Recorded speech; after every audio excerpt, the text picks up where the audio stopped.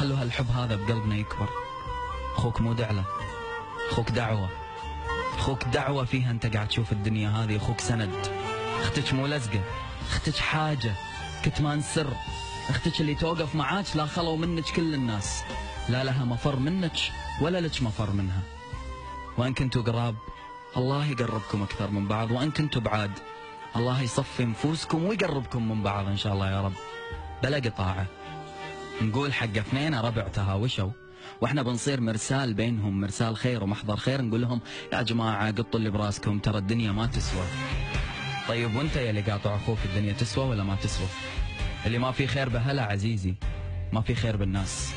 واليوم اول ما اتعرف عليك وتقرب منك كصديق ان شفتك قاطع اخوانك ما تدري عنهم، ما تحبهم، يتعبونك، كلنا اخواننا يتعبوننا، ولكن فوق هذا تحبهم وتحس بالمسؤولية تجاههم.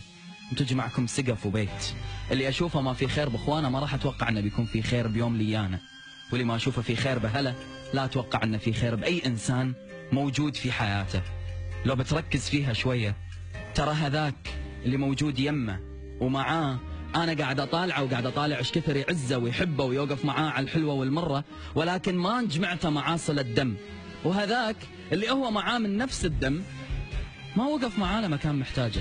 شلون بتوقع منه بيوقف معاي وانا اساسا ما يربطني معاه لا دم ولا صله رحم ولا غيره؟ اصحى شوي، قدر اللي بيدك شوي. زوارتك الاسبوعيه مع اخوانك وخواتك هي باب لتقريب القلوب اكثر وليست اداء واجب عزيزي. وان كان بينك وبين اخوك قطاعه قط اللي براسك، استح على وجهك، كبر عقلك وتصافوا. ان راح الكل يبقون لها العزوه ويبقون لاخواننا اخوه. جيتك في عز الشوق